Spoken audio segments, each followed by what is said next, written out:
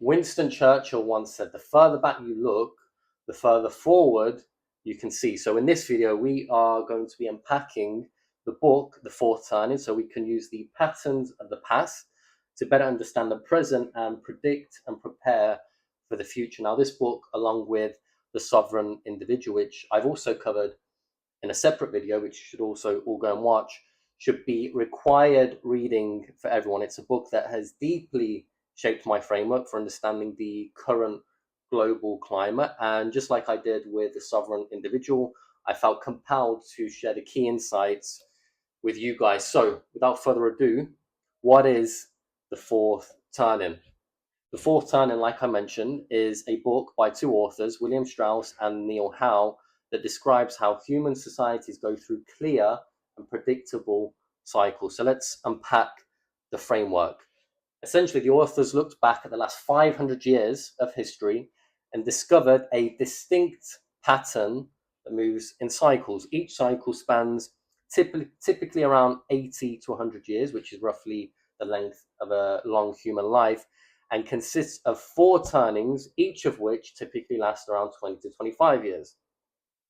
Now, each turning creates a shift in how people feel about themselves, the culture, the nation, and the future. So let's unpack each of the four turnings. So together, the four turnings can be likened to the four seasons. The first turning can be likened to spring, which represents birth.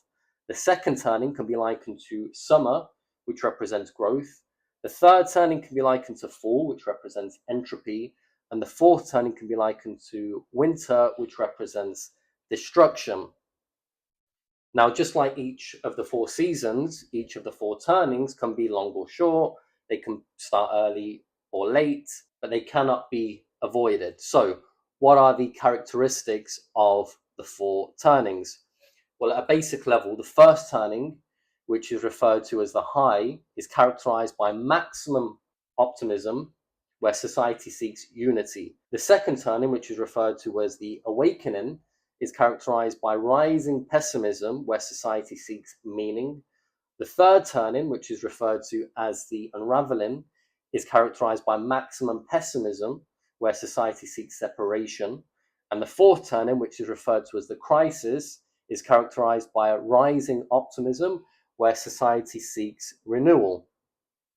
Now, here's a table I've put together that provides a more comprehensive summary of the characteristics of each turning based on different societal factors. So just to highlight a few examples, as you can see, in the first turning, order is at its highest. In the second turning, order begins to fall. In the third turning, order is at its lowest. And in the fourth turning, order begins to rise again. Trust rises in the first turning, is at its highest in the second turning, falls in the third turning, and is at its lowest in the fourth turning. Birth rates rise during the first turning, they're at their highest in the second turning, they fall during the third turning, and they're at their lowest in the fourth turning. Materialism falls during the first turning, is at its lowest in the second turning, rises in the third turning, and is at its highest in the fourth turning. And similarly, crime falls during the first turning, is at its lowest in the second turning, rises during the third turning, and is at its highest in the fourth turning.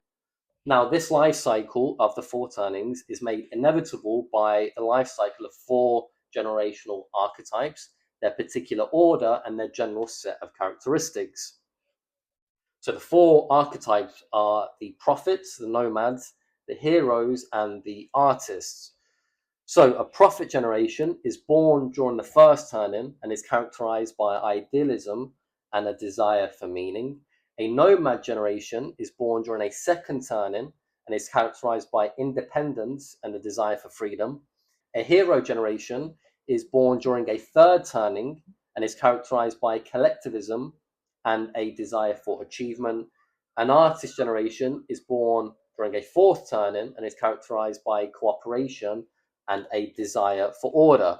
So where are we now? Well, if it's not clear to you already, we are currently in a fourth turning, which was initiated by the financial crisis in 2008. Now, just to make the point, if I pull up the table again that I showed earlier, Order is beginning to rise again. Trust is at its lowest. Birth rates are at their lowest. Materialism is at its highest, as is crime. So, if that's where we are now, where are we going? Well, if we know that the fourth turning began in 2008, and if we know that turnings typically last between 20 to 25 years, then we can expect the current fourth turning to reach its resolution sometime between 2028 and 2033. Now, it could come a little earlier, it could come later, but it's coming. Now, the resolution to a fourth turning is marked by a massive crisis. It could be a social crisis, it could be an economic crisis, it could be a geopolitical crisis. The point is that it serves as a pivotal moment. In the meantime, between now and the resolution to the current fourth turning, we can expect continued chaos and destruction. But the paradox is that this is necessary. For something new to be born, the old needs to die. Creation requires destruction. So all of these old structures that don't currently serve society are being destroyed so that new structures that do serve society can be created. And then the aftermath of the resolution to the fourth turning will lead us into a first turning, which will be marked by unity, prosperity, and strengthened societal structures, almost like a golden age. Now, just as a final note, what's interesting is that there are many parallels with the decade of the 1920s, the Roaring Twenties, and the current decade of the 2020s.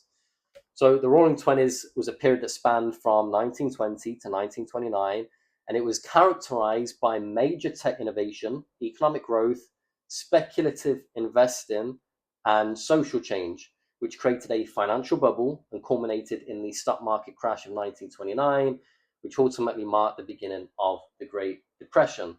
Sound familiar? Well, this decade, just like the Roaring Twenties, we're also experiencing huge tech innovation, economic growth, speculative investments, and social change, which also looks likely to end in some kind of financial crisis similar to the Great Depression. Now, whether we do get a financial crisis again this time around remains to be seen. What's for sure is that a crisis is coming.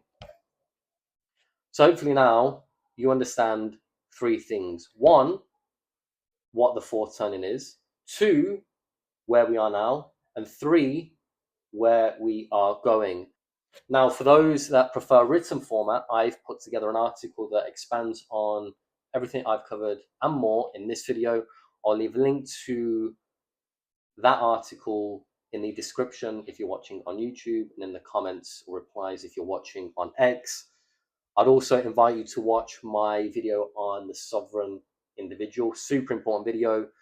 It seems to have resonated with a lot of people and is another extremely important concept you need to be aware of if you want to position yourself to thrive in the future. As always, I appreciate you all watching, and until next time, remember, the best is yet to come.